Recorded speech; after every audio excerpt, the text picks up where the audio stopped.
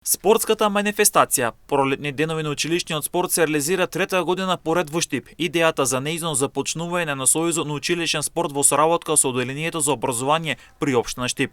Ова спортска манифестација од година во година се проширува со додавање на нови игри, односно спортски содржини, а интересот кој учениците е во постојан раст. Ова спортска манифестација дојде во соработка со општина Штип Оделение за образование. И седнавме, се договоривме да почнеме едни игри за основните и за средните школи, што би било од кои игри. Така да во првите години игравме едни, па потоа вметнеме други спортски игри, па сега вметнуваме други спортски игри, така да секоја година земаме еден поголем замав и децата се одлучуваат во кој дел ќе се активираат. Има и помали кои што со овие активности го засакуваат спортот и се одлучуваат да почнат да тренираат одбојка, да тренираат ракмове, да тренираат фудбал или шах евентуално, така да ние сметаме дека оваа цел ја исполнуваме масовноста и децата да се бидат опфатени со спорт.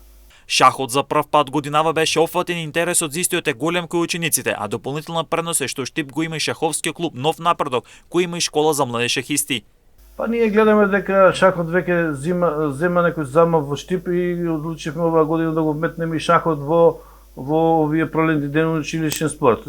Шахот го одигравме минатата недела, имаше доста голем одзив на основни и на средни школи, така да се надевам во наредните години тоа ќе биде се поголем и поголем замав за овој тип на игра. Во текот на месец мај ќе се реализираат уште две спортски активности, тоа е велосипедизмот и планирањето. Открива претседателот на Сојузот на училишен спорт на Штип Зоран Арсова во гостувањето во спортскиот магазин Трибина на МНЕТ телевизија.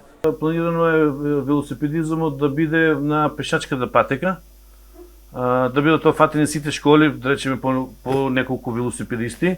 И тука ќе има еден хепи, тука ќе има музика, ќе има игри на овој дел на почетокот на пешачката патека, ќе се извози една рута на возење и мислам дека таа нема да биде од надприроднички карактер, туку едноставно децата да рекреираат. Доколку планинарењето се планира да се одржи во месец мај, на планината Плачковица со планинарите ќе се одреди една рута каде што на планинарскиот дром Вртешка ќе има една заедничка дружба со сите членови на ова планинарска тура, ќе се направи таа прошетката низ планината и повторно ќе се вратиме во Штип. На овој начин на децата им се остава простор за избор кон кој спорт да се насочат, а при тоа бенефити имаат и клубовите бидејќи на тој начин имаат можност и за селекција.